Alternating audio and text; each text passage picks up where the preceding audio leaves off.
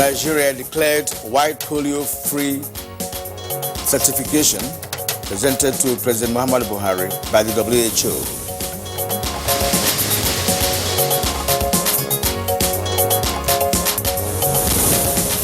No more subsidies for digital switchover. Information Minister says process will now be privately driven.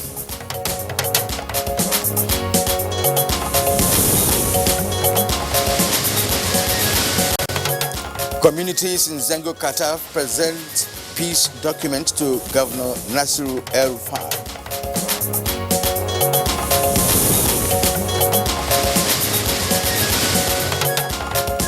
And on Good Morning Nigeria today, our focus is on a wide polio-free Nigeria.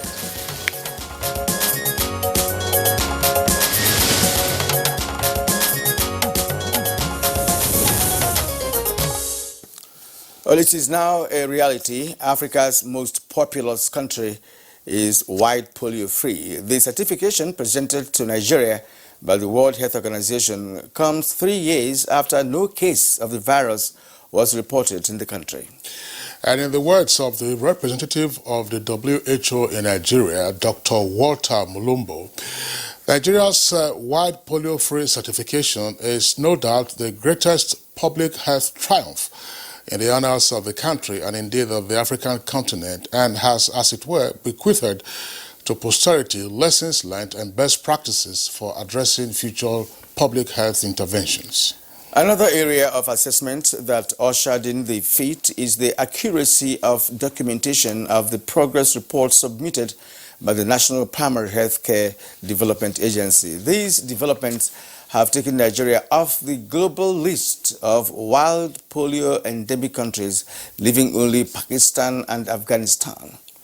Well, Nigeria is being commended globally for this status, especially since it accounted for half of all cases of white polio virus in the world in year 2012. Now, some experts, however, insist that the fact that the country now has a free status from white polio places also a burden on the country to focus attention towards intense surveillance and monitoring to detect a potential reintroduction or reemergence of the virus, as well as ramp up immunization and vaccination.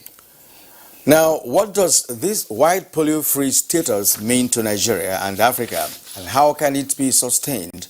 What recommendations will assist in these efforts, especially at the local government level? And how can Nigeria build on these gains and work with the lessons in tackling other public health challenges? This iconic feat informs the choice of our discussion today. Good to have you join us on the program. My name is Kirian Umayo. And I'm Kingsley Osadolo. I joined my colleague Kirian to also welcome you to the program. As he has indicated, we are focusing on this conversation today, and we'll have our guests who will join us later on in the conversation segment to throw more light on what it means for Nigeria now to be declared free from the white polio virus. As always, we're broadcasting live on the network service of the Nigerian Television Authority. We're here in the Abuja headquarters studios. We also have our complimentary segments in the program, and those will include business and newspaper review. For now, let's join Comfort Amodu for the highlights of the morning news. Good morning, Comfort. A very good morning, Kingsley and Kirian. Now let's take the morning news. It's now official, Nigeria is free of poliomyelitis. This followed the certification of wild polio virus eradication in the African region by the World Health Organization. In his reaction, President Muhammadu Buhari described the achievement as a personal fulfillment of his pledge not to bequeath a polio-endemic Nigeria to the next administration. We must guard this achievement of the eradication of wild polio virus in Africa jealously and ensure that we take all necessary steps to prevent a resurgence of this dreaded disease. This will require maintaining the highest quality of surveillance and sustaining population immunity through increasing routine immunization coverage and supplemental immunization activities. And away from health, talks in Mali aimed at resolving the political situation in the aftermath of last week's coup have ended without agreement. The country's new military leaders and West African mediators wrap up days of talks without settling on how to return to civilian rule. The leader of the ECOWAS delegation, former Nigerian President Goodluck Jonathan, said President Ibrahim Boubacar Keita has indicated that he has resigned and that he was not first to do so and does not want to go back to power. He said the issue of lifting the sanctions was discussed by both parties and promised to make the points during an extraordinary summit of the heads of state and government of ECOWAS, which should be holding this Wednesday. The Malian junta undertook promise to release the other personalities arrested depending on the security situation in the country. And back in Nigeria, President Muhammadu Buhari says the prevailing challenges of nation building, notwithstanding concerted efforts have been made by his administration towards sustaining Nigerians' position as profitable investment destination. He therefore told the new envoys posted to Nigeria to encourage potential investors from their respective countries to take advantage of the unequaled incentives in critical economic sectors, particularly the large market and flexible tax system to invest in the country. This was while receiving letters of credence from the envoys. Respect every country, and with every country we are ready to pursue dialogue as well as build cooperation on the basis of equality and constructive mutual respect. These include our cooperation in strengthening regional, continental, and global peace, security. And meanwhile, President Muhammadu Buhari has promised his administration's continued support to the genuine efforts by Zamfara State Governor to restore sanity and the desired impetus in the exploitation as well as exploration of the abundant solid mineral potentials in the state. Receiving the governor of the state, Bello Mohammed Mutawali, the president expressed the belief that if illegal mining activities are checked, security and socio-economic development will be enhanced in the state. We used to come to the state and buy gold and other precious stones from all these small-scale miners. I make my investigation, which make me to make the state government to be engaging the miners so that we shall be buying the gold from them, so that we can, block that chain. I come to show him what the state government has already procured from the miners, from those people in the bush. The federal government says it will pursue a fully private sector-driven digital switchover, as there will be no subsidies for set-top boxes or for signal carriage. Information and Culture Minister Lai Mohammed disclosed this at a meeting with stakeholders in the digital switchover process in Abuja.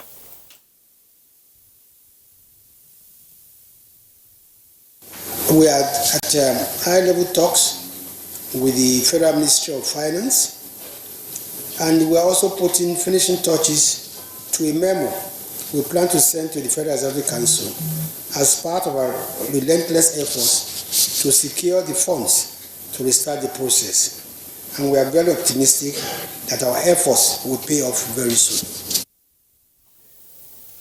And in the meantime, more government revenue-generating agencies have appeared before the Senate Committee on Finance and National Planning to explain their expenditures and what they will contribute to the 2021 fiscal year.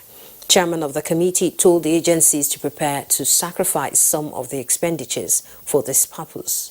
Mandate of the NTA. If the mandate of the NTA is changed, but so long as you leave NTA as a public broadcaster, the problem will still linger. Every institution, every agency will see NTA as a government agency that they can come, get whatever they want free of charge. We will go out of the budget in the area of salaries, because we're already paying 50% of our salaries. This deficit we are talking, financing, is in that same budget we are expecting, which many of these agencies want to take from again. And in Kaduna, representatives of Fulani, Hausa and NTA communities in Zango Kataf local government area of Kaduna State have presented a peace document endorsed by the parties on Southern Kaduna crisis to Governor Nasiru Ahmed El-Rufai, symbolizing their commitment to peaceful coexistence. We have started since 30 and we intend to go down the roots. The only way to have peace is for communities themselves to agree to live with each other peacefully.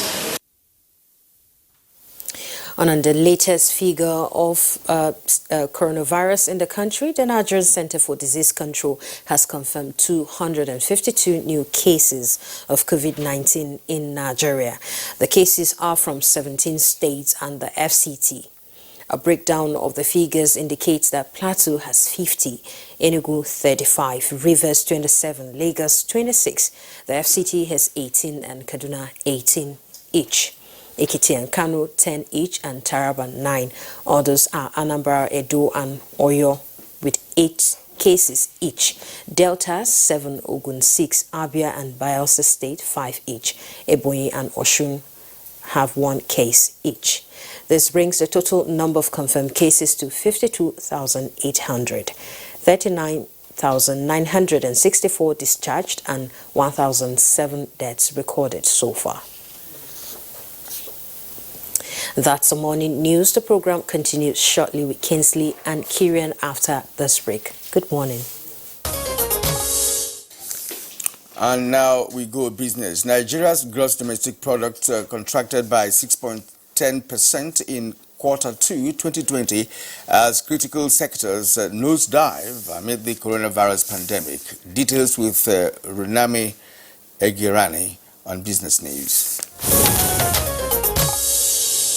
Nigeria's gross domestic product in real terms contracted by 6.1% year-on-year, with the country's oil sector contracting by 6.63% in the second quarter of 2020. This decline has prompted questions on the possibility of attaining the government's set target of achieving a 15% revenue to GDP ratio by 2023. No, it's not. It's not. We are having to reset our plans. We have had to revise the MTEP, we have had to revise the budget. The ERGP, which is expiring this year and we're developing the next successor plan to it, has always had a target of encouraging the private sector to invest in the economy alongside government. So a principle of PPP has always existed. One of the key implementation priorities of the ERGP is industrialization and manufacturing with special emphasis on small, medium enterprises. So what we've done is, in terms of improved fiscal provisions for MSMEs by reducing their taxes and also giving a lot of tax incentives to industry, is all designed to help industry to grow. The monetary authorities provide several packets of funding. And in the stock market on Tuesday, August 25th, 2020, the all share index increased by 0.25% to close at 25,291.73. Market capitalization also increased to 13 trillion naira, resulting in investor gains. With Business News, I'm Runami Egirani. Many thanks, Runami, for the business package. Coming up next is Newspaper Review.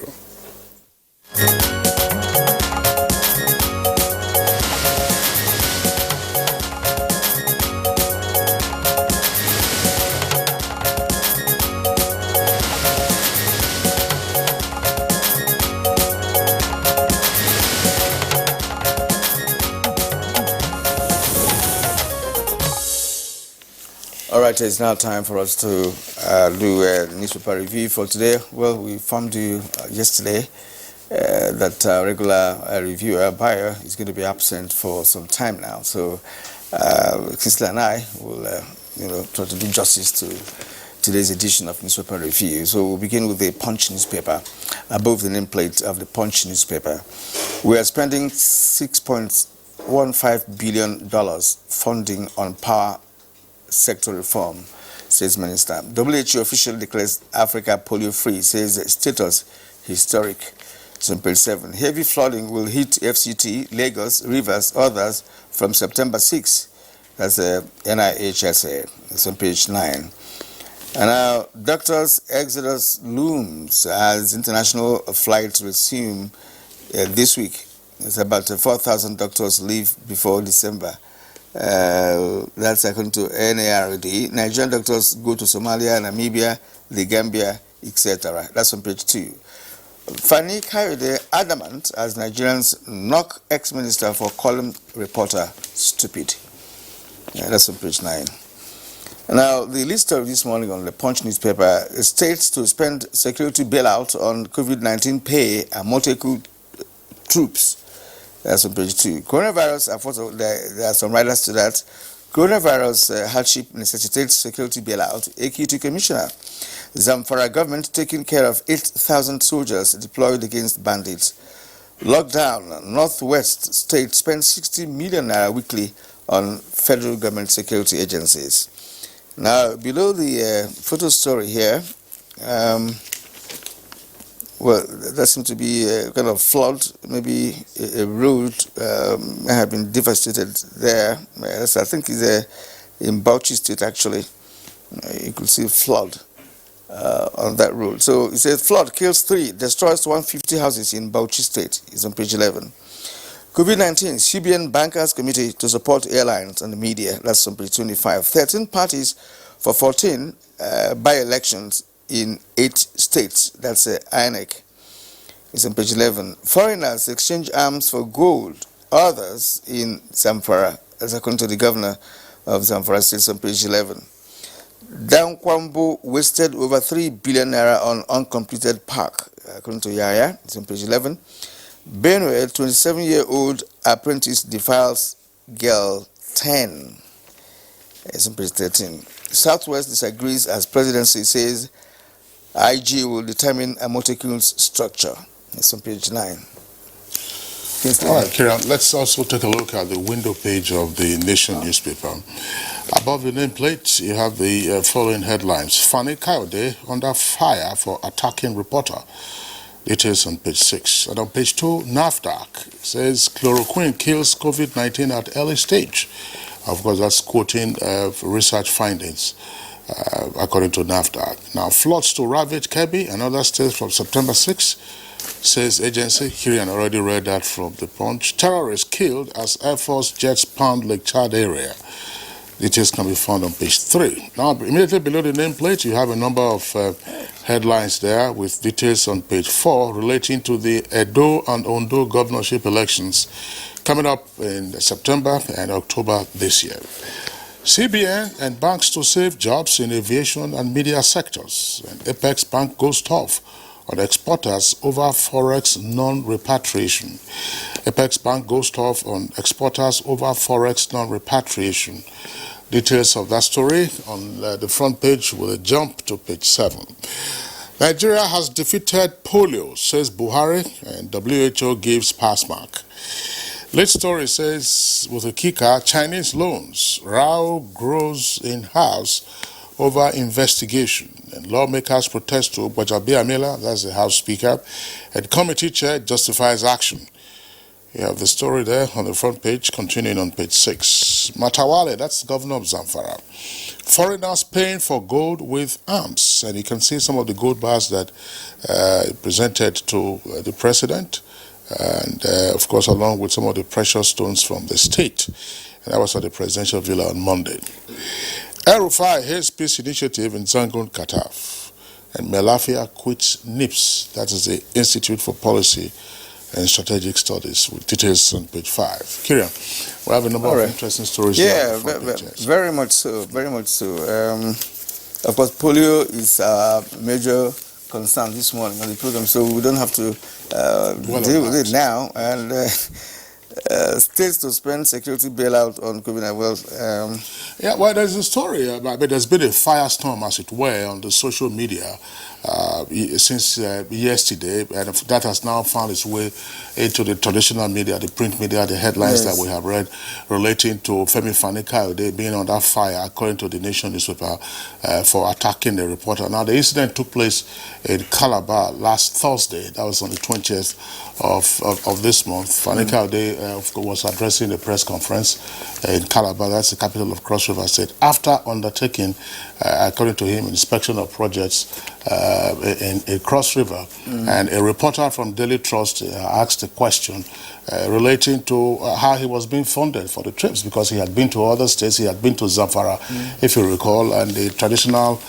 title he was invested with, had also created quite some furore amongst traditional authorities in Zamfara. He was also in Anambra State, and so the question was, how is this being funded? Who is bankrolling? That was the word that was said to have been used. And then, of course, according to the reports, Fani-Kayode fled up. I saw the video, part of the video. When he fled up online. Well, as a matter of fact, Kinsley, as a journalist, naturally, I'll be on the side of my colleague, all things being equal. But there are some persons who wouldn't like to take some questions. For instance, who is bankrolling? Does it mean that the minister cannot take himself around the around the nation if he wants to visit some states for whatever reason? Because as it is now, he is not in government per se, right? And I don't know, but he didn't really take the question well. He didn't really mean well by the way he responded to that question. But again, there are questions that may not really be necessary in certain circumstances. I don't know how you feel about it, but then I'm just wondering, why the necessity for who is bankrolling it and what have you. Well, there are many perspectives to all of this. The point is, Femi Fani-Kayode is a private citizen. If therefore he's embarking on what would appear to be partly a public function, in other words, you visit a state, you inspect projects, and then you decide to address a press conference. And you invited the media to come to the press conference, and the question comes up. I thought that could have been otherwise handled. Namely, if you are funding yourself, one word, hyphenated, self-funded. And if the reporter then proceeds to ask more questions, then it becomes a question of, look, what is the purpose of this question, and so on and so forth. What really do you want to know? But it is unacceptable. We are journalists. It's unacceptable to address a journalist as being stupid or asking a stupid question in a press conference, which you organize. Absolutely. I mean, if a person behaves in a manner that warrants him being so described, well, that could be justified. But in the circumstance, on account of the video clip that one has seen, that would seem to be unjustified. The Daily Trust management has weighed in on the side of a reporter, and indicating that. We just hope that this can be cleared off as quickly as possible.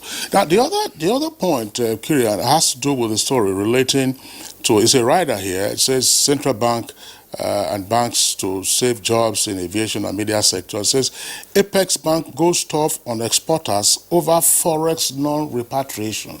Now, this has been a major issue in our forex management regime. Exactly. Each time you keep hearing, because the oil price on the international market has gone down, our foreign reserves have also gone down. Yeah. And then those who are in need of forex in the domestic environment, say they need raw materials to produce for both the local market and also for export. And you have all kinds of companies that also export goods and services and even produce from Nigeria. But what happens to the forex that they earn?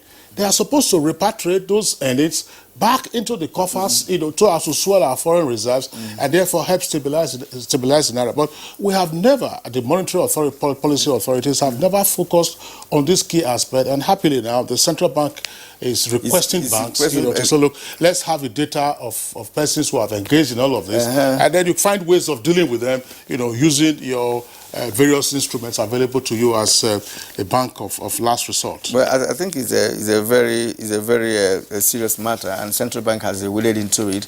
I hope they will complete the investigation, and of course see what they can do about it, because we are talking about a situation where COVID-19 has affected all aspects of our national life. Right. And it will be very interesting if central bank continues with that, and of course see to the end of it, because Nigerians have a way of trying to seize every opportunity to see how to milk the nation, right? And that's not good in this very circumstance we find ourselves today. Now, on the issue of Southwest disagrees as presidency says IG will determine Amotekun structure. What kind of structure are we talking about here? Is it in terms of operational structure, in terms of leadership structure, or what? Well, there's no clarity yet as to the structure that they're referring to, and happily you've tried to define what structure could refer to. Amotekun is funded by the states that constitute the Southwest. So in terms of operational cooperation, that is clear. I think that was resolved a while ago, that the states having Amotekun will collaborate with the regular security and policing agencies, so that there is no conflict of jurisdiction.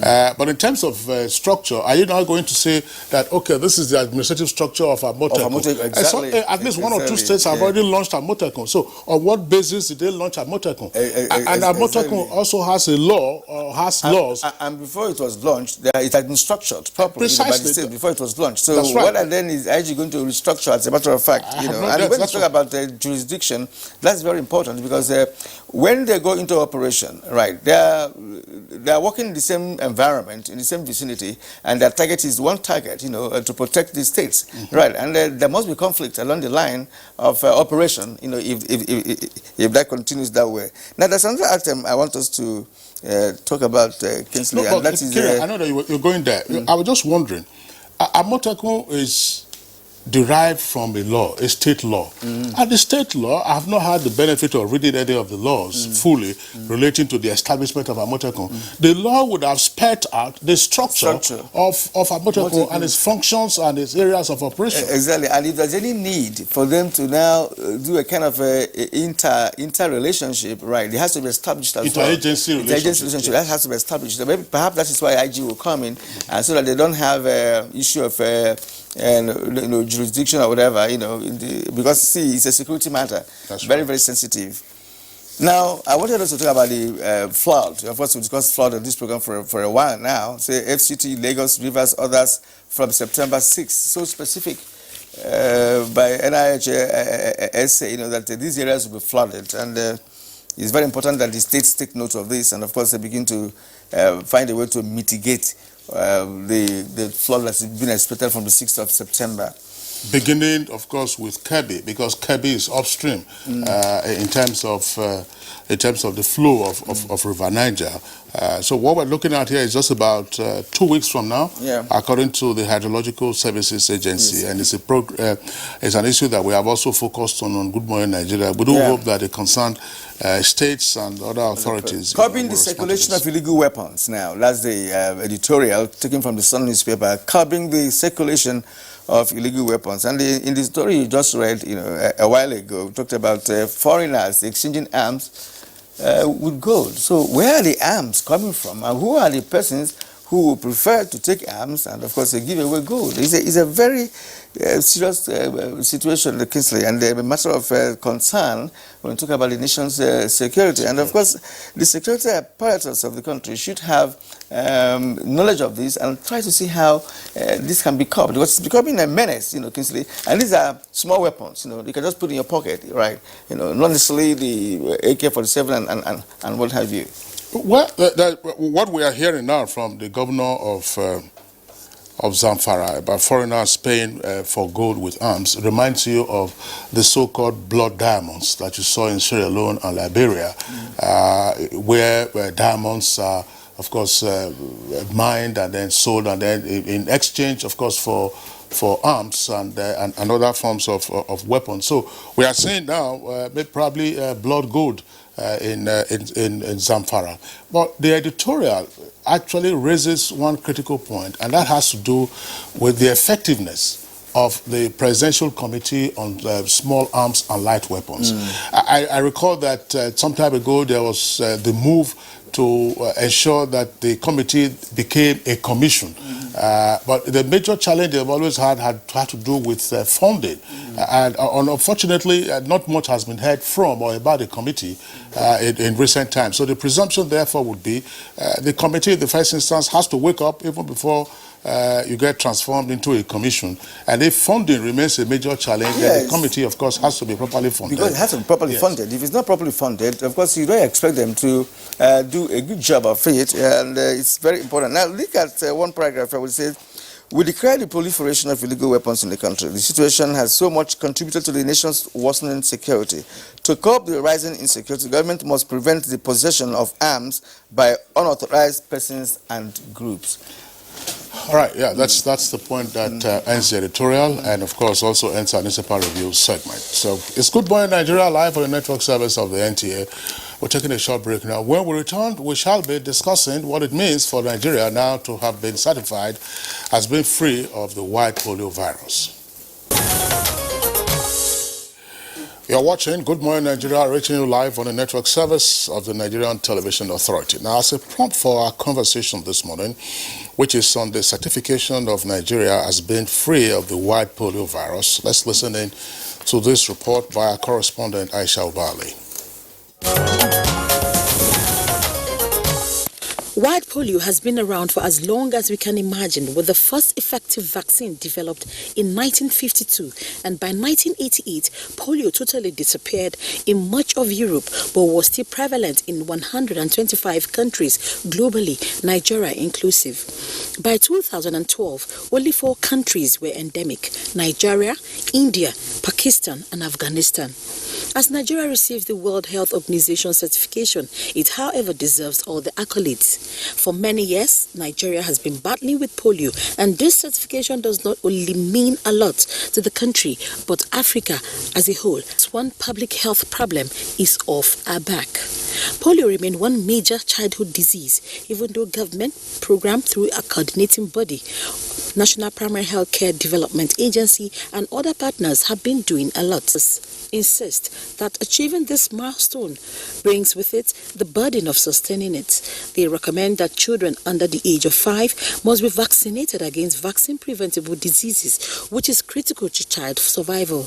It is also believed that government and partners such as Global Polio Eradication Alliance for Vaccine and Immunization, Gavi, and other development partners should not relent in its campaigns. The fight against white polio was a tough one, and it's important to mention the role of traditional and religious leaders in changing the belief of Nigerians, especially at the rural communities. Aside meeting all the criteria for certification which led to attaining this status, analysts insist Nigeria must strengthen the primary health care system and give routine immunization a boost. This development, which got Nigeria delisted of the polio endemic countries, leaving Afghanistan and Pakistan still on the list. How can Nigeria build on the gains and work with the lessons in tackling other public health challenges? What recommendations will help at the local government level? Guest on Good Morning Nigeria will look at these issues and more.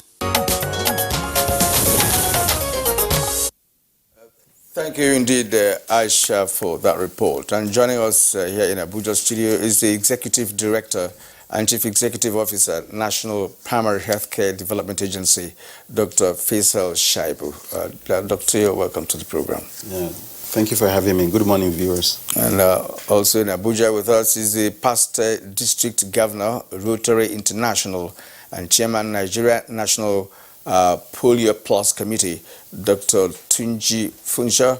It's good to have you, sir, on the program today. Thank you very much for having me. Good morning. You are done in a full regalia, as a man who has been fighting polio for a while now. Thank you for coming again. Thank you.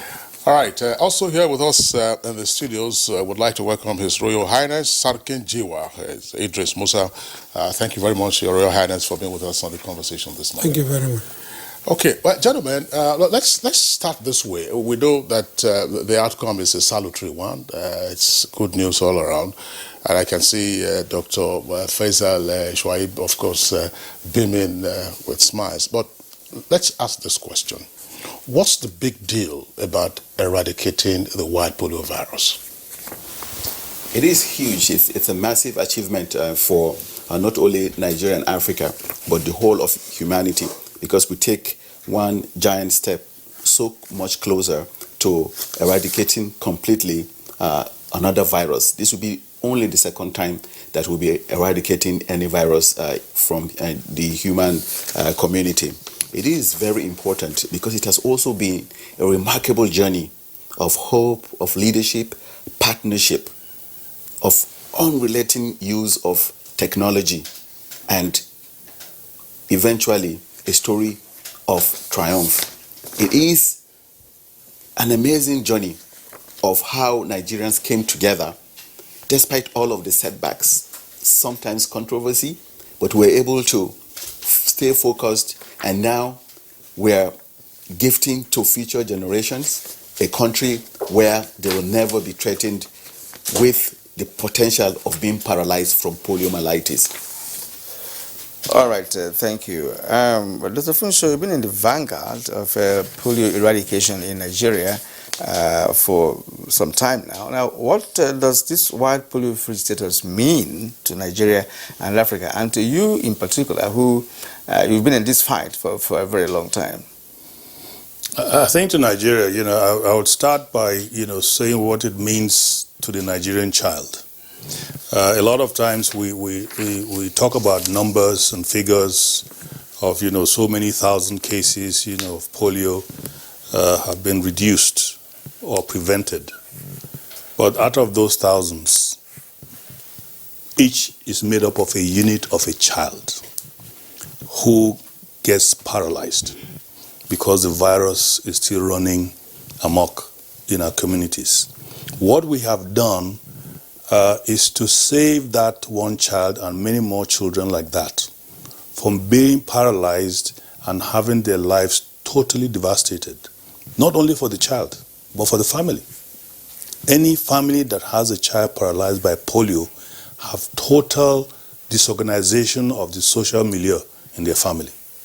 So it's in that context one should look at it, that it is important, for us to say, yes, we have saved so many children from being paralyzed, but each of those numbers is a child. So it's a momentous thing to be able to say, never again in Nigeria will a child be unable to walk because of the wild polio virus. So it's a momentous thing. It is something we should all celebrate and jubilate, and it's a status we must do all we can to sustain until the world is certified polio-free. I'm just wondering, Dr. Funsho, of course, you are of Rotary International, and in the 80s, the Rotary International took it upon itself to champion the eradication globally of the white polio virus. Why was this an issue for the Rotary International? Well, my philosophy is whatever you can conceive, you can perceive, and you can achieve. Rotary International in the late 70s did a pilot polio eradication work in the Philippines, which turned out to be very successful. And the leadership now thought to themselves, if we can do it in one country, why can't we not escalate it to the rest of the world? So in 1985, Rotary International approached WHO with a proposal that can you join us to help the world eradicate polio? It took quite convincing at the time because it looked like a pipe dream. The whole world, 125 countries still ravaged by the wild polio virus. We were having 350,000 cases annually at the time. How can it be done? But after some persuasion, because we have, of course, amongst us, Rotarians who are public health, specialists, got them convinced, and they said, well, where will the funds come from? And Rotary says, we can raise the funds. How much would you need? And they say, we'll need $120 million to eradicate polio by the year 2000. And so in 1985, Rotarians got themselves together and raised almost twice that amount. We raised $234 million. And that was how WHO got convinced that we're serious. And the World Health Assembly in 1988, declared, polio eradication a disease that needs to be eradicated, worldwide. And here we are today, though we didn't meet our target of the year 2000, but we've gone a very long way, as the ED has said, in achieving our objectives in the world. But at least we're done with Nigeria, we're done with Africa. We can now focus on ensuring that no child is ever paralyzed again in Nigeria, and eventually extend the resources we've used in Nigeria and Africa to the two remaining countries in the world that have not been able to stop the transmission of the wild polio virus, so that we can say we have fulfilled our promise to the children of the world, of a world without polio. All right, thank you. His Royal Highness Starak Njewa Idris Musa, once again, you're welcome to the program. Thank you. The fight against poliomyelitis suffered a setback at some point in this country. And, it was so more heightened, in the northern part of the country, because of certain cultural or traditional beliefs and what have you. So what changed, that could have led to the success we're talking about today, especially in the north? If we record a polio-free Nigeria, that means that all parts of the country are actually free. Thank you. It was a big challenge to most of the northern parts of Nigeria, that most of the children were affected with polio problem. By the time government was preaching how to see that to have a total eradication in the north, to become a tug of war because of some attitudes, ignorance, and some negligence of the populace of that region. But when it becomes somehow, the National Primary Health Care Agency, Development Agency, thinks that it is better for them to partner with traditional rulers in the north. Then it goes to the head of the traditional rulers in northern Nigeria, the Sultan of Sokoto, whereby in June 2009, a committee was set up by the Sultan of Sokoto, and under the selective of the northern traditional rulers, including FCT. I was representing the FCT, was 21 northern traditional rulers. Then the battle started. But you see, before you approach a people in a grassroots, you need to know their belief. You need to know their taboos. You need to know their prejudices. And you need to know their habits before you approach them. Because when we are approaching them in a direct way. You want to climb a mountain, you don't go direct, you fall. So the system, the secretary, will start going round from the top down to district head, village head, and hamlet head. We need to preach them, advocacy and others. So you see, by that time, that was a big success.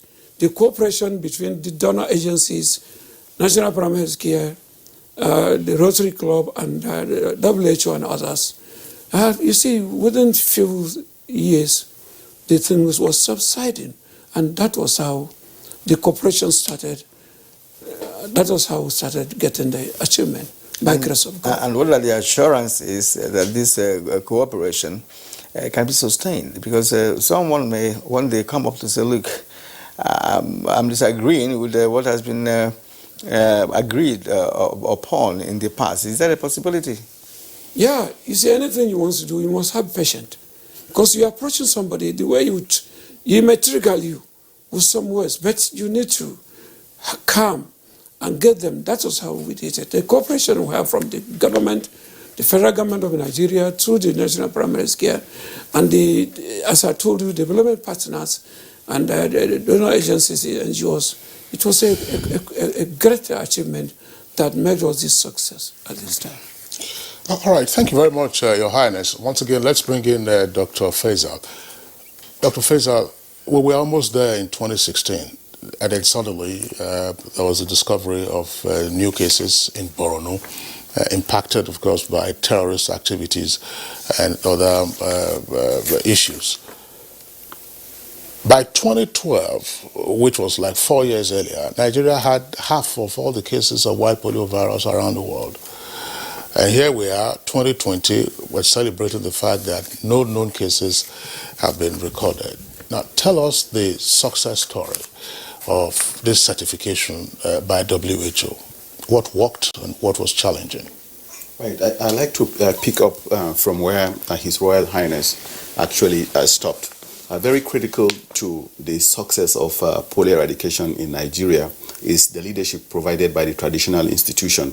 So because we got the traditional institution involved, we got their buy-in, we took several steps back as a program and invited traditional religious community leaders, faith-based organizations into the program and asked them the question that we should have asked several decades ago, right? How can we ensure that there is a demand for the vaccines? How can we bring people together into this journey to eradicate a disease that is so ancient?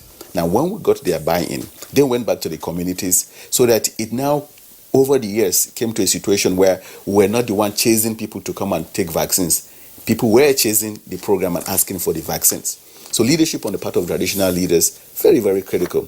There's also the leadership provided at the political level in terms of past presidents, past ministers, past chief executives of the National Primary Healthcare Development Agency, staff of our development partners. So partnership has been very, very important.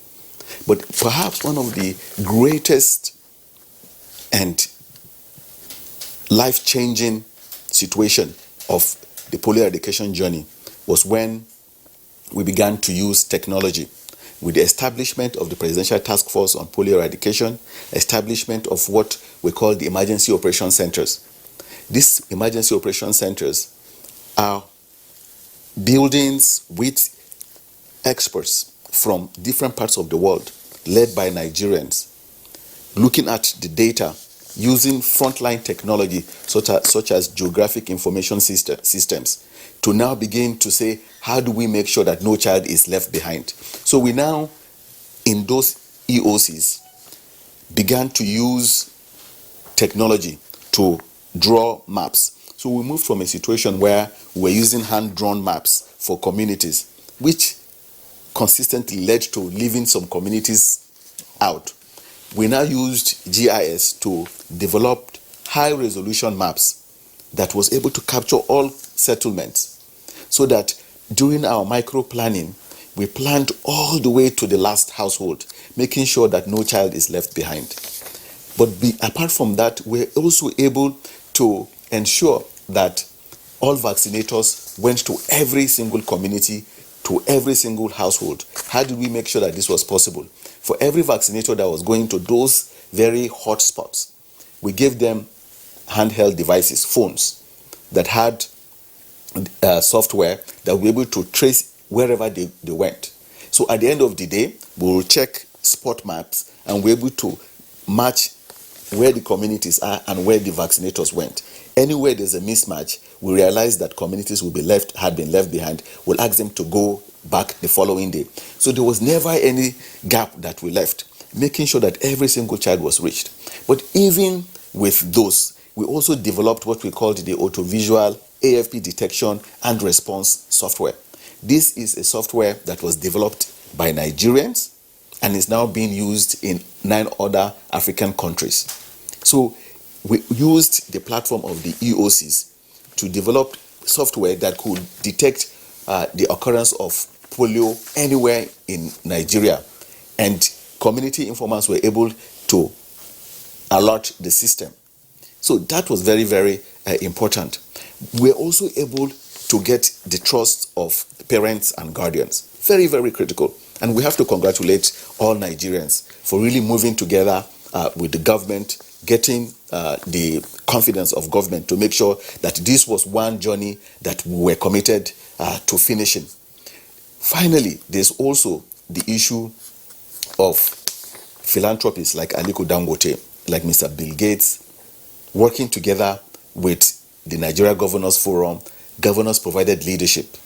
But at the most critical point in 2016, when we really could have lost everything, it was the leadership provided by President Muhammadu Buhari and the Honorable Ministers of Health that made the difference. Because at that point, there was so much despair when we reported 4 cases of white polio viruses in Borno. Mr. President called the team and said, do not give in to despair. Go in, make sure that not only in Borno, but all over Nigeria, we have to be now sure that there's no white polio viruses. We cannot start the countdown until we are sure that the viruses are not there. We went back. He gave us 9.8 billion naira to make sure that we finished the journey. It is that singular effort of Mr. President, and also because there were rumors of anti-fertility effects of oral polio vaccines still subsisting in some of the communities, he demonstrated leadership by vaccinating his granddaughter in the full glare of the world. So people now began to say, if Mr. President can give his granddaughter, and because of his integrity, that means all of what traditional leaders have been saying, all of what political leaders have been saying is true. Now we will want to take the oral polio vaccine. So it now became a mass movement of all Nigerians in one direction. And this is why we've been able to deliver this gift to future generations of Nigerians. And they will look back at our generation of Nigerians and really applaud us for all of the efforts that we did. Yeah, very interesting, Absolutely. And, yes, especially the president's aspect of the story, who had to vaccinate his granddaughter in public, led to massive support, from all the localities in the north. Thank you indeed. Let's get back to Dr. Funshop. Right, the status has been achieved and it's been heralded globally, especially in Nigeria. And one wonders whether there will be enough surveillance in terms of monitoring capacity and capability, because children are born on a daily basis in every nook and cranny of this country. And, well, one wouldn't want to see us going back again to where we started. So what should be done to ensure that the newborns are monitored closely, to ensure that we don't return to a polio nation? Well, I think a key word here is sustainability.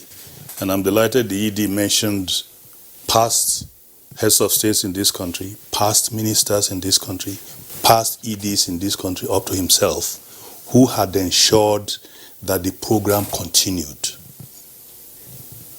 Our major challenges in this country generally is that our programs get truncated. But we've been very fortunate that since the current civilian regime in 1999, all our heads of states have remained committed, to the polio eradication, program. They've done it in words and in deeds, and that has translated into accumulation of successes. And that is what we need to sustain. Surveillance systems are actually the systems that without it, we cannot have been pronounced polio-free. I mean, the only time you can say you're polio-free is if you have searched every nook and cranny of that territory and found no child paralyzed by the wild polio virus. We have very extensive surveillance system, right, to the very local level. At the local government level, we have what we call disease surveillance and notification officers. They have their network of informants who will inform them on any child who is paralyzed for any reason whatsoever. Because polio is not the only thing that causes paralysis in children. Once they identify those children, there is a protocol that they will use to collect a stool sample from that child, ensure the stool sample is preserved such that the virus will be alive by the time it gets to our laboratories. We have 2 laboratories in Nigeria, one in Ibadan and one in Maiduguri, mostly supported by the partnership, including Rotary, that now examines this tool and tells us whether that paralysis was due to polio or not. Since 2016, we've not had any positive stool sample, and that is why we are where we are today, having been certified a polio-free country, and by consequence of that, Africa becoming a polio-free country. So the surveillance structure will be sustained. It is part of what we need to ensure, because we're now not only going to have to face the wild polio virus. Before the pandemic struck us, we've started having vaccine-derived polio. That's another long story. But that is something also we need to have surveillance for, to ensure that if a child is paralyzed, is it wild polio virus, is it vaccine-derived, or the paralysis is due to other causes. So the surveillance structure will remain in place. We need to be sustained. It is something that is in the purview mostly of WHO, and we have been reassured that it is very solid, and the partnership will ensure that it is sustained to make sure that no child paralyzed by polio will be missed. All right, thank you very much, Dr. Funsha. I would like Dr. Waishwaib to also speak to the integrity of the surveillance and prevention mechanisms that we should already have in place to forestall any reoccurrence. Right, so the certification of Nigeria as being polio-free was done by an independent body known as the African Regional Certification Committee, made up of 17 global experts in polio eradication from different countries. These experts came to Nigeria on multiple occasions, looked at our data, went to the communities all the way to Borno State, even some inaccessible communities, to look at the evidence that there's actually no white polio virus. They looked at our surveillance indicators, and the surveillance indicators met global standards that indicated that there's no circulating vaccine, there's no circulating white polio virus anywhere in Nigeria. They also did random sampling of the environment, because even if it doesn't exist in the human body, it could be in the environment.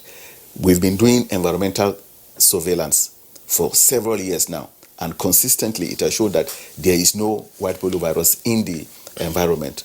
But even beyond that, when you pick random sampling of healthy children and take their stool specimens to look for that virus, the virus is not there.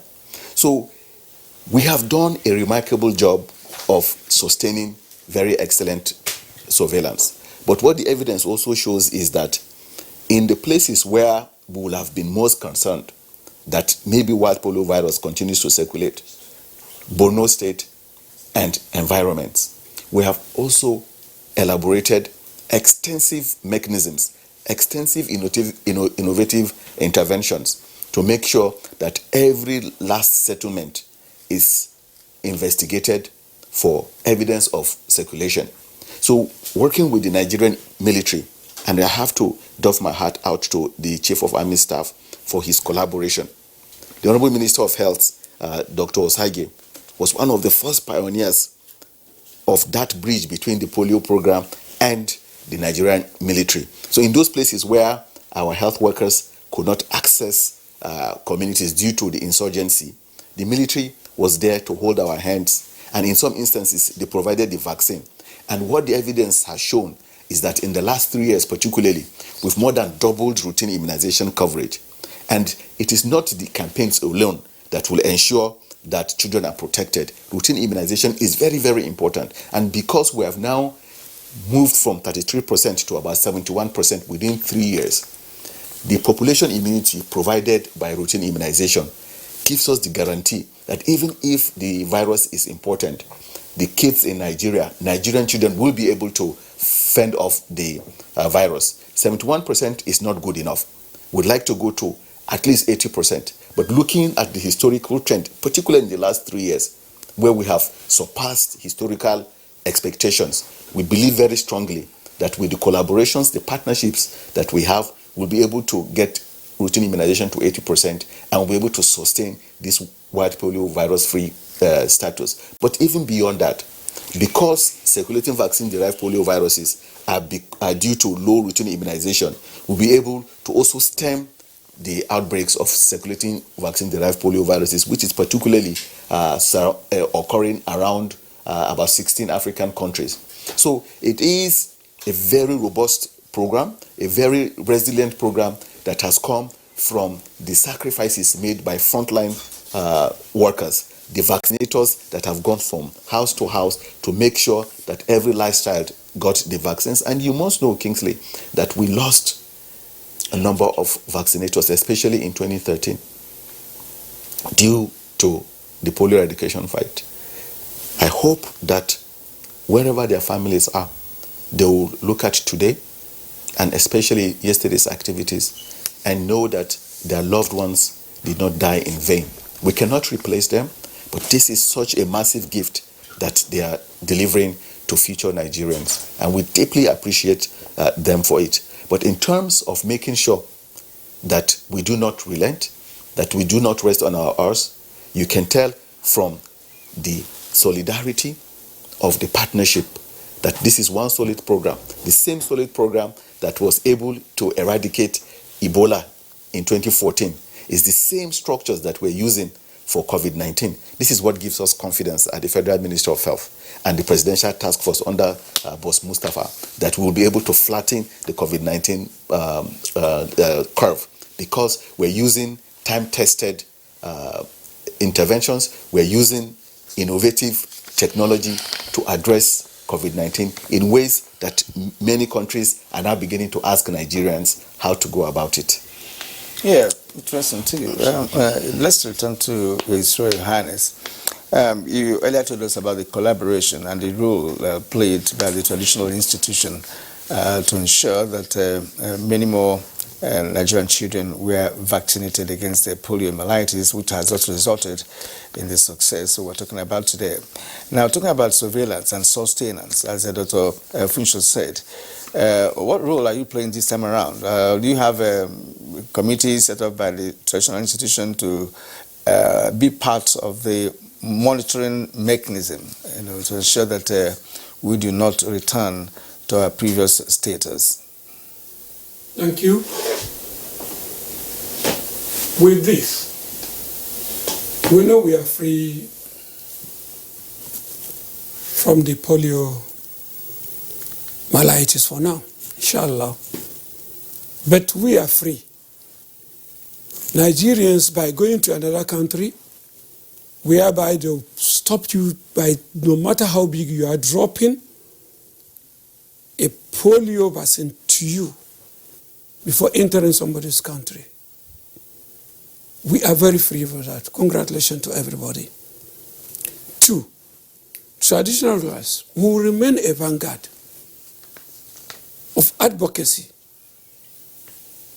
to see that our environment, where the source of this virus are kept clean, and the personal hygiene. It is our duty. Secondly, we still born children. We deliver every day. We have to intensify by advocating on RI, that's routine immunization, because we need to give them, to protect them, and have to take it. As Doctor said, we'll still go back to surveillance and others. It is our duty to advocate to our people and see them how it it has become necessary, since we cannot stop delivering, we must assure that our children have been vaccinated against most of the poliomyelitis and other killer diseases in Nigeria. Thank you. Your Royal Highness, I want to still stick with you because the role of the traditional institution has been praised in Nigeria's milestone in eradicating the white polio virus. I was just thinking, there are a number of ways to also look at that, the role that the traditional authorities have played, and you explained part of that earlier on. I was just thinking, saying to myself, well, the social anthropological perspective, communication perspective, but more importantly, public policy implication. Dr. Faisal says, look, they had to take several steps backwards to say, how do we effectively communicate with the target audience for our vaccination or immunization program? And they said, look, let's tap into the traditional and several other key stakeholders, but more importantly, traditional authorities to help disabuse the minds of the persons. How often do you, now representing the traditional institutions, get consulted on matters that will ordinarily require information to cascade down to the populace, to galvanize them for public causes and other issues, such as we have seen with the eradication of the wild polio virus? Thank you. You see, in a traditional aspect, it's a system that has been there, and it goes step by step. Let me give you an example. When you visit the Dr. Pester's office, for instance, you need to go, you don't have so many protocols. You go there, Dr. Pester, good morning, how are you, how are you? He'll tell you, sit down. But in a traditional life, we have a protocol where somebody will usher you. You start with respecting removing the shoe. There are so many things that you go. And by the time I sit down, start talking, you listen to me. Like there's a place where Dr. Pester can talk. He talks, he enter here and go out. But there's a system that if I talk, it's enter here, you enter here, go to your brain and sit down. Don't do it, you don't do it. Despite the challenge we're having, you still go. It's a secret from God. And we are ready. Even COVID-19, we are ready to go again and to say that the COVID is out of the country and globally. Your Royal Highness, thank you very much. We don't want to get into the secret of your traditional institutions. But I'm saying from a public policy perspective, and Dr. Faisal, I would like you to also come in here, and we'll bring in Dr. Funsho as well. How, look, tell us, what are the, I imagine that, of course, you have notes and papers that persons can learn from to say, look, sometimes public policy gets frustrated in terms of implementation in Nigeria because it doesn't, the requirements do not get cascaded down to the people. Gets arrested somewhere. How did you break this barrier with regard to the traditional institutions, despite the secrets and secrecy, and then you got their buy-in, and all of a sudden, everybody was on the same page? So, Kingsley, it's a question of you cannot continue to do the same things, getting the same failure results, and expect that you get different results. We did polio eradication for several decades. A lot of very smart people did so much, but we were not getting the optimal results. So we had to go back as a program to ask questions, to interrogate the data. What are we getting wrong? And of course, around the table were people who were smart enough to identify that there is a community that we're not reaching out to, the community of traditional leaders who are the custodians of our culture and our tradition, the religious leaders, the people that our community members listen to. And when we looked at the different sectors, we realized that these are the people that we can speak with. And since 2009 that we've brought them on board, we've seen how we've improved in leaps and bounds. So the polio eradication program, the health sector as a whole, is a story of learning what works and what doesn't work. It doesn't work if you exclude the traditional and religious leaders. What works is bringing them on board and letting them take charge. Let them communicate directly with community members, especially in the rural areas. That is how we were able to figure it out. By the same token, Kiran, when Ebola broke in 2014, people came up with all kinds of solutions. Drink salt and water, bath with salt water. That is what is going to cure you, right? And we knew that we lost more people due to that sort of medication than even the Ebola outbreak itself, right?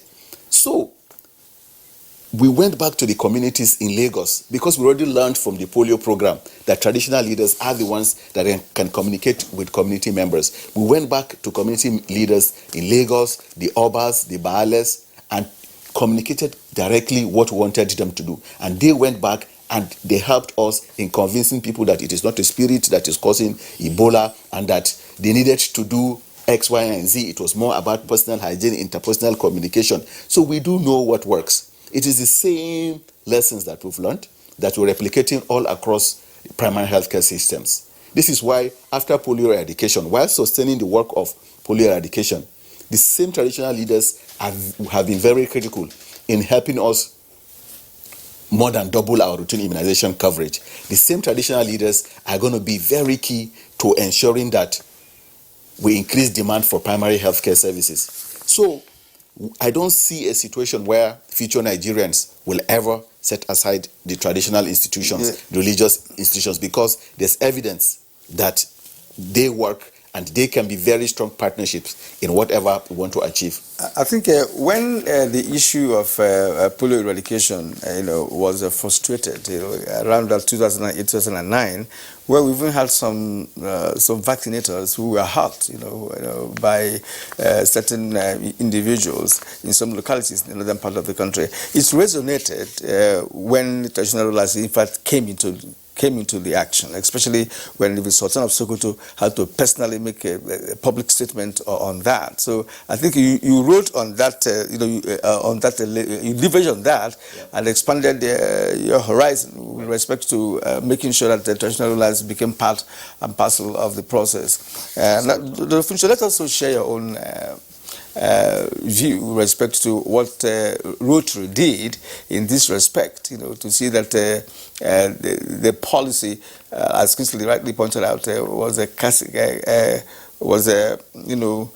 cascaded down to the localities where really we have daily bonds, persons who are illiterates, and the majority in many parts of the country, especially northern part of the country. What was the Rotary experience in one, first of all, involving traditional rulers, and two, also engaging in the direct vaccination of children? Thank you, Kieran. One of the things that Rotary brings to the partnership is our advocacy reach.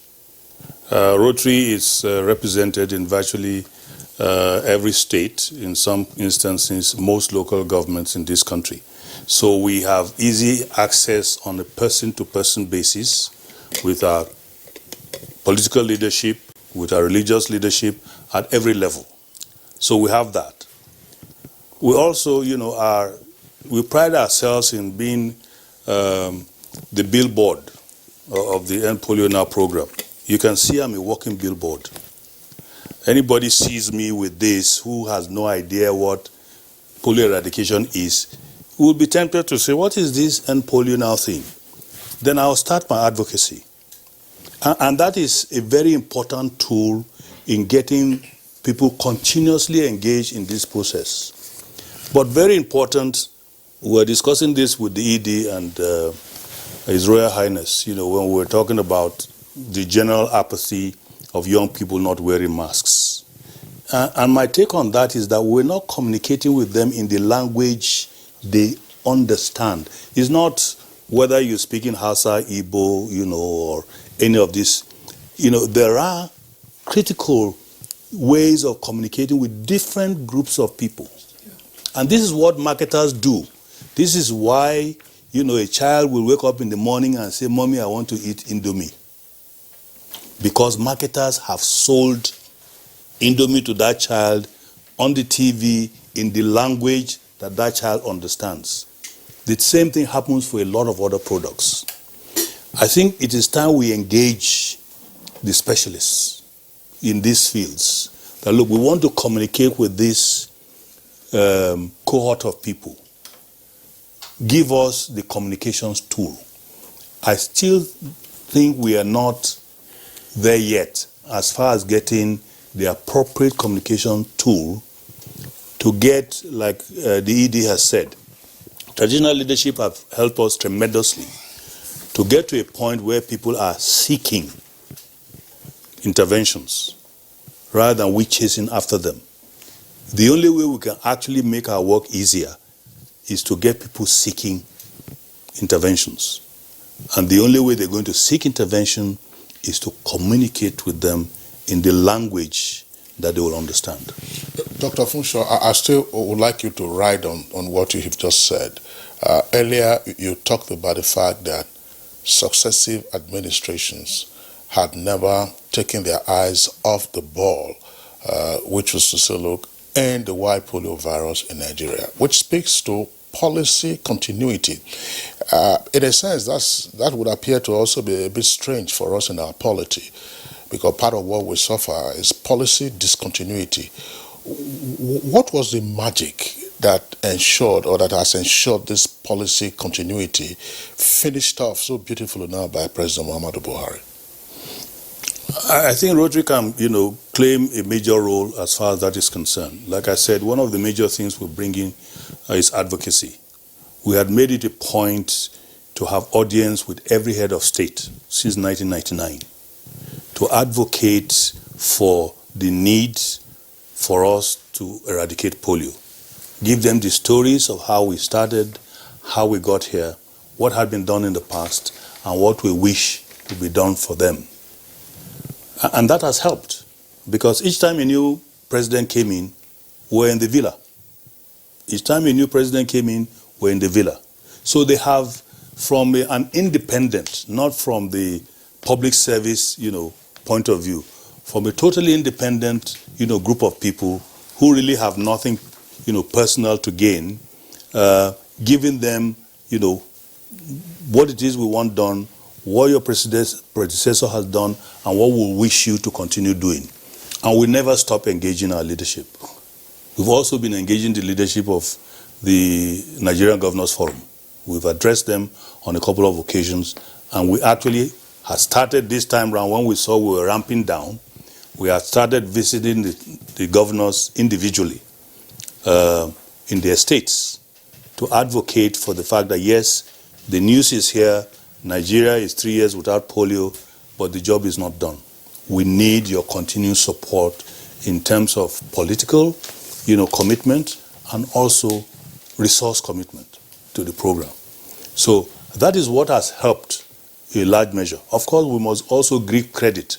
You could advocate to someone, and as soon as you leave, you say, that is not, my, headache at this point in time.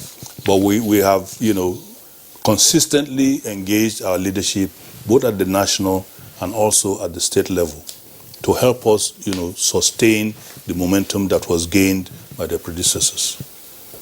All right, thank you. Dr. Faisal Shaibu, how would you describe the role of the private sector? I know, of course, Rotary is also part of the private setting, right? But then, as you said, polio eradication has been a cardinal point of Rotary International from the outset. But then there are other private sector entities, who may have played a role in getting us to where we are today with respect to eradication of poliomyelitis. And again, what was your engagement like with the sub-nationals? Because as we're talking about policy continuity, in the words of Kingsley, it does appear that in most cases when we have a public policy, some sub-nationals, do not adhere to, of course, the policy coming from the federal government. How did this play out, in this general fight against poliomyelitis in Nigeria? Thank you, Kieran, for that question. So the private sector has been a very strong partner when it comes to polio eradication, and foremost among the private sector practitioners is Alhaji Aliko Dangote through his platform, the Dangote Foundation. So along with his friend, Mr. Bill Gates, they provided tremendous resources towards polio eradication in the last few years. But the private sector is not only important because of the funding that they provide. The private sector is also important because of the management skills around efficiency, around effectively delivering on programs. They are also important because of the frontline technology that they bring to such a program. So Aliko Dangote has always been a partner of the federal government when it comes to ensuring that his personal resources, philanthropy, along with those of his friends, are brought to primary healthcare. So there's the private sector health alliance of Nigeria that is co-chaired by Aliko Dangote, that is working together with the Federal Ministry of Health and NPHCDA. This partnership has spanned several years. But apart from the private sector, one thing that we've also seen is that at the sub-national level, because of the communication, the engagement that we have with the Nigeria Governors Forum, that provides us with a platform to engage with governors. It also provides us with a platform to be able to engage with commissioners of health, executive secretaries of primary healthcare boards. So we have regular meetings with these individuals who are directly responsible for the polio eradication effort for the primary healthcare system. Now, chairmen of local government areas are also very, very critical. One thing that we've done all across the years is emphasize that yes, polio eradication is a program that is very important, but they're also very clear about the need for us to increase funding for primary healthcare centers. So, for example, in multiple meetings that we've had with the chairman of the Nigeria Governors Forum, governors have committed that they will provide more funding to primary healthcare centers. The private sector has had meetings with the Nigeria Governors Forum. So, for example, Aliko Dangote was one of the first people that came to the Ebola Emergency Operations Center and donated $1 million towards the setup of the emergency operation centers. And the emergency operation centers in Lagos for Ebola was actually a replication of what we have at national level, the polio eradication emergency operation center and 6 other EOCs that we have in other states. One story that is yet to be told is how men and women that worked in the EOC, the engine room of the polio eradication program, turned around the complexion of polio eradication. The incident managers, the deputy incident managers, they sacrificed a lot. They are the foot soldiers that made so much of a whole difference. In the course of the last 3 decades, staff and management of the National Primary Healthcare Development Agency have worked like no other agency in this country. And I hope that someday all of their efforts, all of their sacrifices will be recognized by Nigerians, because it's not just a 9-to-5 job. These folks work all the way to 10 p.m. They work during the weekends. These are the heroes of the polio eradication program. And I hope that one day you will get the opportunity to speak with some of these individuals who are really, really formidable. I remember in 2016, when we had the outbreak in Borno, the incident manager, Dr. Usman Adamu, he thought that he was going to have an easy job of just going through 3 years without a single case of wild polio virus. He was like, why me? Why should I become the incident manager and then I have 4 wild polio viruses? But because of the leadership provided by President Muhammadu Buhari, he made it very clear that we should not despair. We should not be hopeless, because he will provide the leadership. And this is how the EOCs now rounded up all of the frontline workers, and here we are today celebrating such an amazing journey. I just want to, Dr. Faisal, thanks. Dr. Tunji Funsho, once again, since we are dealing with partnership, collaboration involving private sector and the public sector, Rotary took the lead in saying, look, let's kick out white polio from the face of the earth. And then after a while, they started having others who joined, Gavi, Dangote, Bill and Melinda Gates Foundation, and others. Rotary feel threatened by the inclusion or intervention of other partners in all of this? Did you feel that your thunder was being stolen? Or how did you then collaborate with them to say that this is a common goal, a common task we have to achieve? Did you have rivalry or jealousies? I think we had roaring thunder, which is what we needed at the beginning, that we approached WHO in the first place, and then they brought in our other GPI partners. The beauty of this relationship, in the Partnership for Polio Eradication, is that it has never been done before in human history. And we have now seen, how public-private partnership can work when we gradually, ramp down, when we eradicate polio from the world.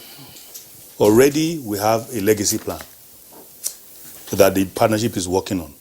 How do you leverage on the legacy of polio eradication for other health interventions, whatever that may be it, nutrition, be it maternal and child health, be it malaria eradication. It has taught us that we can set up a structure that endures, that every partner feels they belong to, where really there's no rivalry, because we all have different strengths. As the ED has mentioned, Bill Gates didn't just come with funds. He came with technology. And the technology has been a major game changer, particularly in Borno State. And there's no way to know, as huge as Borno State is, whether you are not reaching a population that you knew were there with vaccination, or that population actually doesn't exist in that location anymore, except, you use satellite imagery and other new technologies. So we are now able to say, based on that kind of partnership, that yes, there used to be a settlement here, in Borno State, but that settlement doesn't exist anymore. So we know we are not missing any children in a settlement that doesn't exist. If they are not there, they either have moved north to the Chad Basin area, or they're in IDP camps where we can reach them. So every aspect of our partnership has its strengths. And I have not experienced at any point in time any rivalry among the partnership. Indeed, from time to time, the ED will call us up and say, look, Rotary, this is your strength. Can you do this for us? We will call up, the ED and say, look, this is a government thing. Can you, take this for us? So every partnership, comes with its strengths, and that collective strength is what has brought us to where we are today. So it's been a collaboration that worked. And that we hope will be able to sustain, to work on other, health interventions in particular. Yes, because the fight against poliomyelitis is a continuous one. As long as women put to bed, the fight has to continue. Absolutely. Yesterday we celebrated, but after celebrating, we rested. Today, the work continues. All right. You are watching Good Morning Nigeria and the network service of the NTA. We take a short break now. When we come back, the conversation continues. All right, you're still watching Good Morning Nigeria on the network service of the Nigerian Television Authority. We still have our three guests here with us in the studios. Sarkin Jiwa, Dr. Funshaw of Rotary, and Executive Director and CEO of the Primary Healthcare Development Agency, Dr. Faisal Shoaib. We have a number of tweets that have also come in. We'll quickly go through those tweets and then return to our guests. Lawa Tosin Taufik tweets, kudos to governments at all levels, vaccinators, volunteers, and health workers who work tirelessly to stop polio in our country. The reduction in religious opposition to vaccination in the northern part of the country was due to effective awareness that has helped in tackling the disease. Mutana Farouk, I applaud all the efforts the Nigerian government had put in place to make Nigeria free from poliomyelitis. I also anticipate for a ceremonious day like this, where coronavirus pandemic will be free from Nigeria and beyond. Thank you, NTA, GMN. I'm happy about this development. Law Alpha say, kudos to this administration for a great feat recorded in the health sector, even during this era of the coronavirus pandemic. I suggest that conditions that could trigger a resurgence ought to be ameliorated. Festus Akimbewa says that Nigeria is polio-free is a landmark achievement in the battle against the disease. The Minister of Health must ensure the immunization program is sustained. There must be no grounds for complacency. The late Jack Solomon, we commend the strong domestic and global financing and the commitment of government at all levels. Now, NTA and NTA GMA, that's Good Morning Nigeria, also should share in the commendation of the eradication of polio in Nigeria through jingles, campaigns, and programs on television. Now, let's keep strengthening surveillance at all costs. Samuel Tononiwa, it's a long name. My praise goes to Creator of the Universe, then Bill Gates and Melinda Foundation for the service to humanity, health workers, those who lost their lives during the immunization program. Declaring Nigeria free from polio is a huge success. One day we want Nigeria to be malaria-free nation. Well, I want to ask this question, to Dr. Faisal. What about vaccination for poliomyelitis? Do we have the capacity to produce polio vaccination polio vaccine in Nigeria? Are we still relying on the imported vaccine for poliomyelitis? Unfortunately, we've not reached the level where we can produce vaccines right now. But this administration has set in place the building blocks for vaccine production in the next few years. So with the signing of a joint agreement between the federal government and May and Baker, we now have BioVaccines, which is an entity that has 51%, 49% May and Baker and the federal government. That entity is partly owned by government and is leading the effort towards making sure that Nigeria produces vaccines. They are reaching out to countries that are already well versed in vaccine production, India, pharmaceutical companies, so that we will now go back and regain our glory as a vaccine producing nation. You remember that in the 60s and 70s and even all the way to the 90s, Nigeria used to produce yellow fever vaccines. But of course, because of the rot in the system, we did not transit to a new technology. We left the old technology that made it possible for us to produce yellow fever vaccines. So what we're doing now, working with the private sector, is see how we can fast track the process of making sure that Nigeria now produces the vaccines that we need. But beyond using them in Nigeria, actually the whole of the West African sub-region will benefit from such a vaccine production laboratory. And we have the smart people. A small country like Cuba is producing vaccines. We've been to Cuba and we see the building that houses their vaccine production laboratory. It's not larger than this NTA building, right? So it's not about the structures, it's the human resources. And Nigeria is blessed with abundance of very, very smart people, both locally and internationally. So we're pretty confident that with that collaboration, we'll keep our eyes on the ball until a day in the not too distant future when we will produce all the vaccines that we need. So yes, we're not at a point where we're producing the vaccines, but all of the infrastructure that is required. You said the number of years. Why is that gestation period? The number of years. Right. What are the inhibitors, to making sure that Nigeria begins not just now, but begin to divert our attention to vaccine production. Yeah, because if we remain in planning, hoping that next couple of years we will start. When is it going to start? That's right. The point. So there's a difference between a plan and what are concrete interventions, right? The process of vaccine production is not like making clothes, right? It's a very complex biological process that takes several years to set up the equipment, several years to make sure that we start the production. The usual lead time is 10 to 15 years to be able to produce vaccines. But what the federal government, the Federal Ministry of Health, under the leadership of the Honorable Minister, is doing is seeing how we can fast track this to within the next 5 years, so that we can start with at least making sure that the containers, filling and packaging starts within the next 5 years. And then making sure that we go through all the regulatory processes. You don't want a situation, Kiran, where you rush and produce vaccines and the vaccines now begin to cause side effects then and their safety concerns, right? Then you will not be able to convince Nigerians to ever trust. There's a trust between the government and the people. And the trust of the people is that government will produce good vaccines that will be effective, that will be safe. And that is why we have to go through every detailed process while making sure that we show the impatience that enough is now enough. We cannot continue to wait for too long. This is why the Honorable Minister of Health is fast-tracking the process to make sure that within the shortest possible time, 5 years, that we can begin to say, here are rudiments of vaccines that we produce for Nigerians that are safe and that they are effective.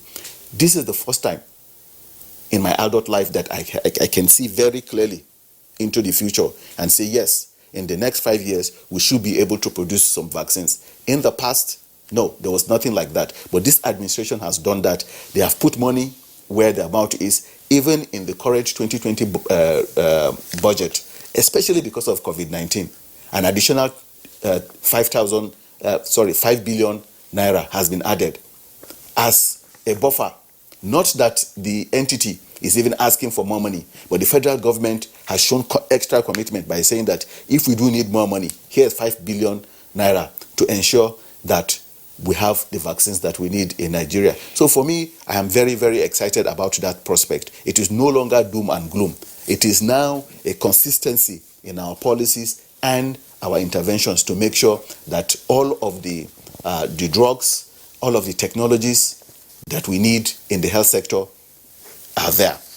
What is now missing is making sure that at the subnational level, that the governors, the chairmen commit adequate resources to back up these ambitions. All right, so thank you very much, Dr. Oshwai. Let's once again bring in His Royal Highness Sakin Jiwa. Riding on the success of the effective collaboration between the public sector and traditional institutions in the eradication of wild polio virus, what more would you like to see done? And what is it that your people are expecting with regard to other issues? Let us give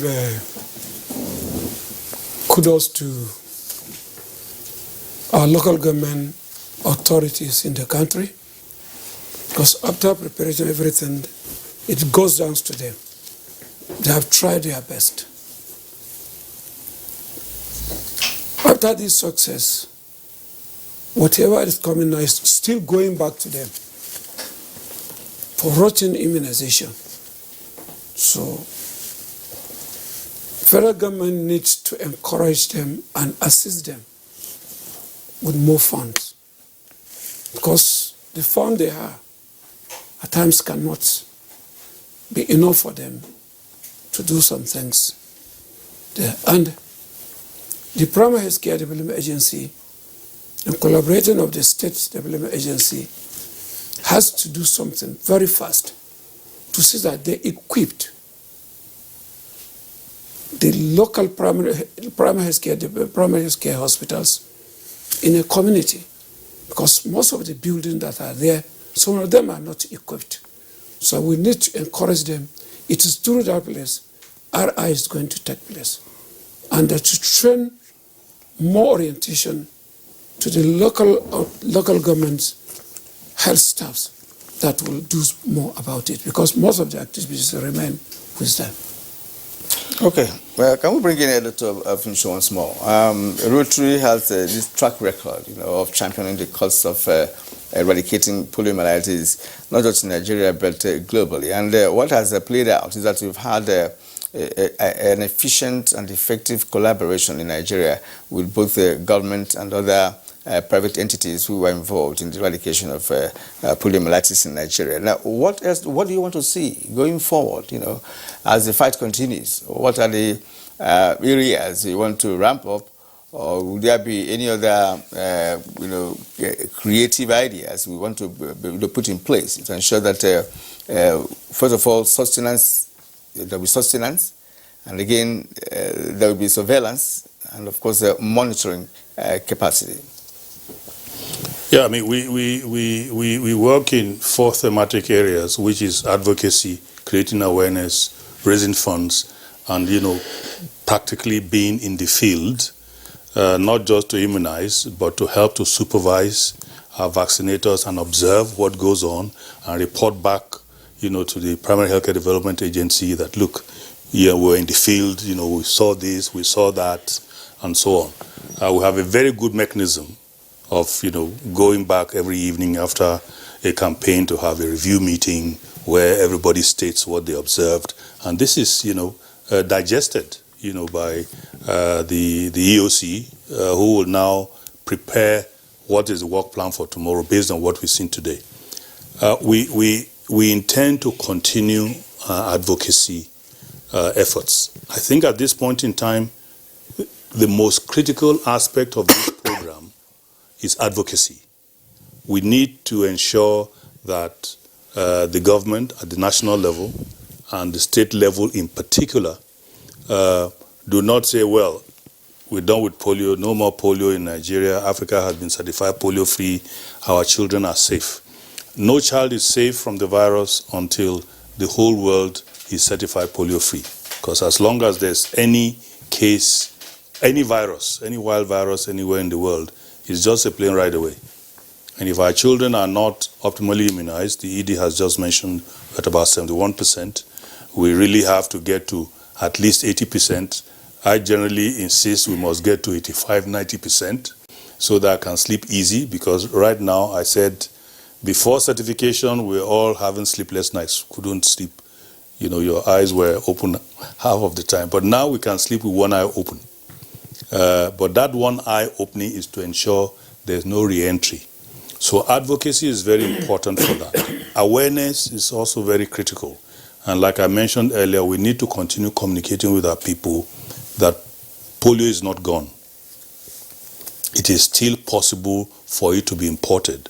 And the only way to safeguard your children and wards is to ensure that they get a routine immunization. And when we carry out campaigns, you make your children available to have immunization done.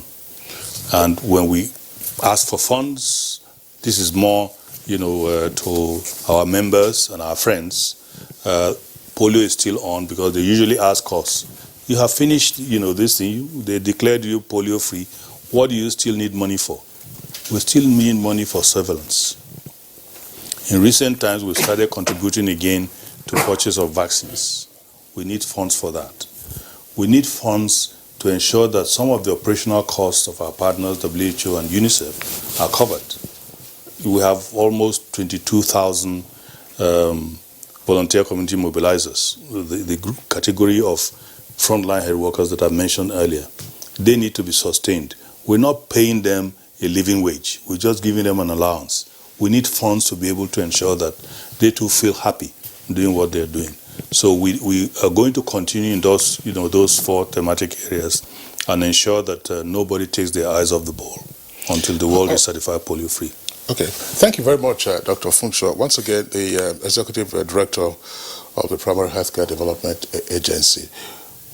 What is the commonest mode of transmission of the wild polio virus, and who is most at risk? The mode of transmission is fecal-oral. So that is to say, the virus gets into food or water, and the child takes it, and then it gets infected. When he gets infected, it passes through his system. It passes the virus in the stool. If the stool gets into drinking water or improperly cooked food, right, then it goes through that cycle to somebody else. That's why they call it a fecal-oral, feces, from the feces to the buccal cavity, to the mouth. So any means that propagates that, such as poor environmental sanitation, poor personal hygiene, that is what propagates the virus. Is the virus airborne? I've had one of the speakers say that it can be imported. Is it airborne? How does it originate? Right, it's not like COVID-19, right? This is a viral. This is a viral particle. So what it means is that it is there in the stool. Anywhere that stool contaminates, right, then No, it is there in the stool when the child must have taken it in, right? So where did it come from? How did it get to the child's either water or food, as case may? That's why I'm asking whether it's airborne. No, it is not. And if it can be imported, how can it be imported? Perhaps if it's still imported, that means it came through a human being. So I want to understand the origin. How does it originate? For instance, we learn about other viruses, who could originate one way or another. But in terms of polio, does it appear that we don't know the source of its origin, how it gets to water or food in the first place for a child to take it, for it to now to be found in its feces? Right. It's very okay. So let me break it down. So a child has, say, the polio virus within it. It passes it in stool. Say this stool is not passed in a WC, not in a toilet. Maybe it is passed in a river, right? So the virus is in that stool. It gets into the river, right? Then another child further downstream fetches the water in the villages and drinks. He has become infected. So the virus originates within a system, within a child's biological system. Well, it is a naturally occurring virus, right? So it occurs in the environment. Okay. So from the environment, it now contaminates any body of water. For example, maybe it is a stream or water or a lake. Somebody drinks it, then it passes into water. That water can be contaminated in any form, right? Okay. So from that stool, for example, it can now get into a drinking water. If water is not properly boiled, for example, boiling will kill the virus. If the water is not properly boiled, of course it gets contaminated. And sometimes it can hibernate. It can be in a cyst-like form, right? In a way that it can travel maybe as part of somebody's, say, drink. Maybe it gets contaminated in somebody's drink or somebody's body, for example, right? And for example, if somebody, let's just say now that we have endemic countries, Pakistan and Afghanistan, if somebody is carrying the virus and he comes to Nigeria, he has brought it to Nigeria. And then if he goes and he stools in a place that contaminates our drinking water, that is how children will get it. And then from one child to the other until it now spreads. That's what we mean when we say it is imported. Yes. Let me contribute. I want to build on top of Dr. Paisal's explanation. That's why we have to advocate indiscriminate dumping of excreta, especially at this time when somebody who has such infection has to defecate and rain falls. The rain will just pass through the water to the stream, to the source of the drinking. And especially again, that's why a neighbor, for instance, somebody has a pit latrine in a neighboring houses, and other neighboring houses has a well, that the level of the well is the same by rainy season, so it passes through. That's one. Pollution of this, and you look at now, because of the high population we have in Nigeria now, it's not most of the people that has proper toilet, and there's indiscriminate, like in Abuja and other areas that have mass population. You see them defecated in around the area. So most of that, if they are infected, it causes most of the wahala. So thank you. Yeah, well, that's why the WASH program is also very important. That's been driven by the Ministry of Water Resources. Dr. Faisal, I have this question for you. Again, borrowing from sometimes unpleasant national experience with some programs and projects, you couldn't possibly have this level of cooperation and collaboration with agencies and foundations, private sector, and the kind of funding that you get, and there is no scandal relating to stories about missing monies and so on and so forth. What has been your secret? Right, so one thing that this administration has brought on board is transparency and anti-corruption drive, making sure that we learn from our past lessons. There were times when funds were misappropriated in the space. One thing that we've learned is that will not work. And this is why we signed up to public service, to say that we must do things differently. Part of the reason why it took so long for us to eradicate polio, of course, is because some of the funds that were supposed to be used were not used appropriately.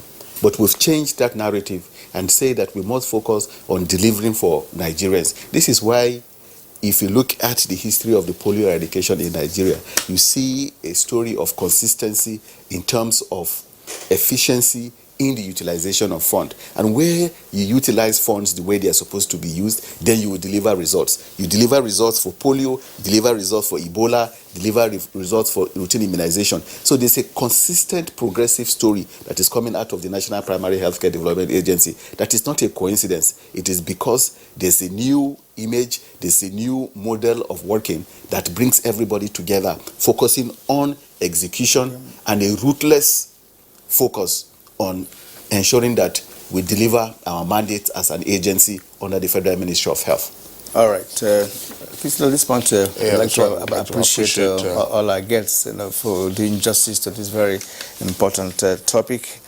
I would like to, first of all, thank Dr. Faisal Shaibu, who is the Executive Officer, Chief Executive Officer of National Primary Healthcare Development Agency. It's been a pleasure talking to you this morning. And of course, the past District Governor, Rotary International, and Chairman, Nigerian National Polio Plus Committee, Dr. Tunji Funsho. It's been a pleasure as well. Right. And His Royal Highness, Sarakin Joa Idris Musa, we thank you for, well, of course, sharing your time with us, because as a traditional ruler, I'm sure you have more of activities down in your domain. Thank you indeed. Thank you. All right. All right, so that does it for us today on Good Morning Nigeria. As always, we appreciate your tuning in. The program returns tomorrow, same time, 7 o'clock in the morning. Until then, stay safe and be well. I'm Kingsley Osadolo. And I'm Kirian Umayo. Thank you for watching. See you again tomorrow.